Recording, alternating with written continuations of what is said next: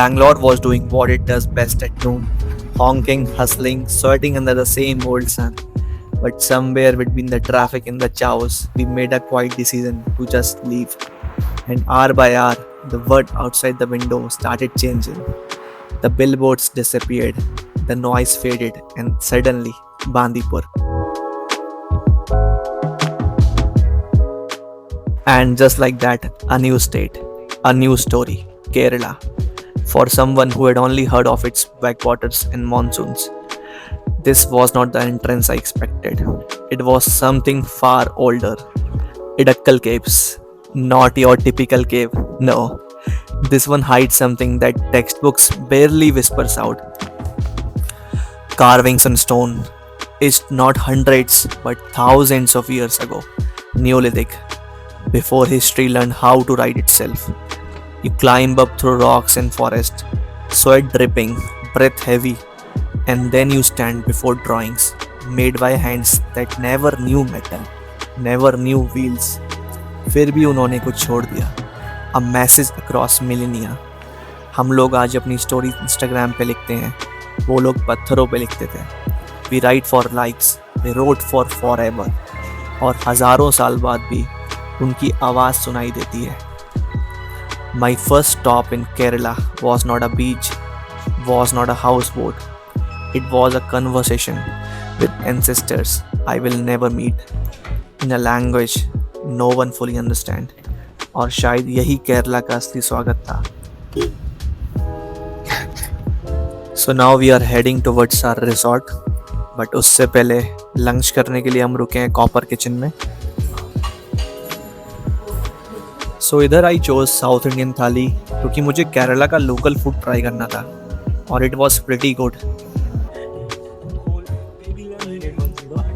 This place is called Y3 Blaze in Wayanad. This will be our stay for next couple of days.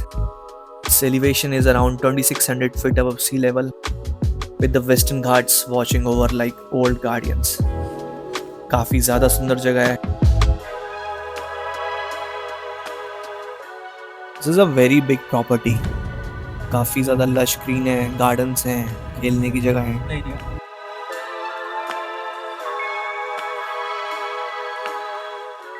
So this is exactly where we will be staying for next 3 days.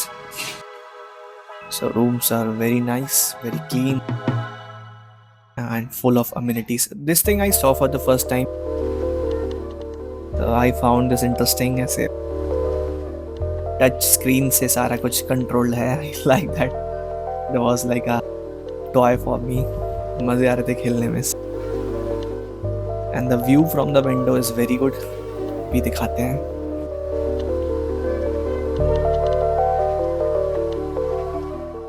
So there is a stream flowing below that bridge that is coming from Chembra Peak.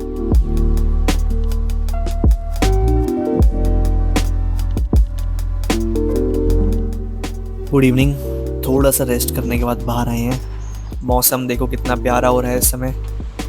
हल्की हल्की सी धुंध छाई हुई है और ठंड तो नहीं कहेंगे लेकिन टेम्परेचर इतना भी नहीं है कि पंखा वगैरह की नीड हो. तो अभी हम जा रहे हैं बाहर, थोड़ा सा रिसोर्ट को देखते हैं. ये वो वाली बिल्डिंग है जहाँ रूम्स हैं और उसके ठीक सामने ही वो स्ट्रीम बह रही है जो मैंने कल दिखाई थी. रूम्स के पास में ही काफ़ी सारी एक्टिविटीज़ की ऑप्शंस हैं जैसे कि जिप लाइन, इन्फिनिटी पूल और बहुत सारी चीज़ें हैं.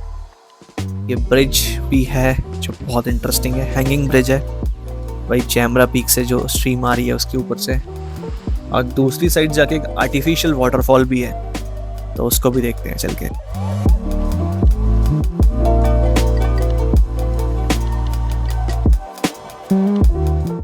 तो अभी हम कहीं बाहर नहीं गए हैं घूमने. ये प्रॉपर्टी के अंदर की सारी चीज़ें हैं. This is something very interesting कि सुबह शाम दोपहर जब चाहो तब देख लो.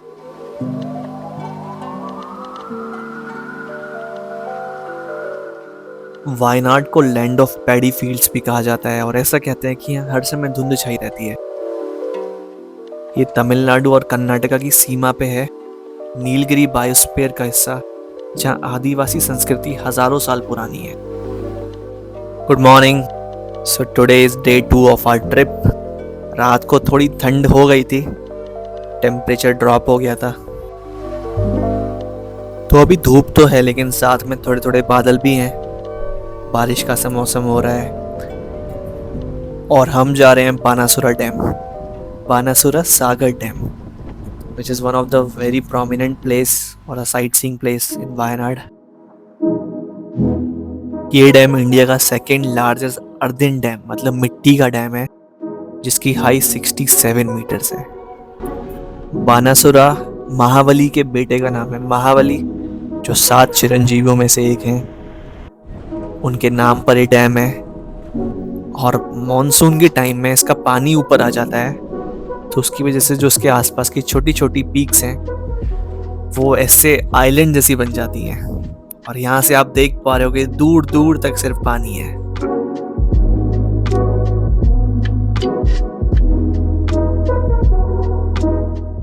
यहाँ पे बहुत सारी एक्टिविटीज हैं like boating, speed boat rides, kayaking, trekking to Banasura peak. Photography के लिए तो भाई जगह कमाल है सही में। So we are going for a speed boat ride और यहाँ लिखा है वीवेयर ऑफ वाटर स्नेक्स। ऐसा कहा जाता है केरला में सबसे ज्यादा स्नेक्स होते हैं। लेकिन इस ब्लॉग के लिए इतना ही, अगले ब्लॉग में मिलते हैं और बहुत सारे। Thank you for watching, bye bye.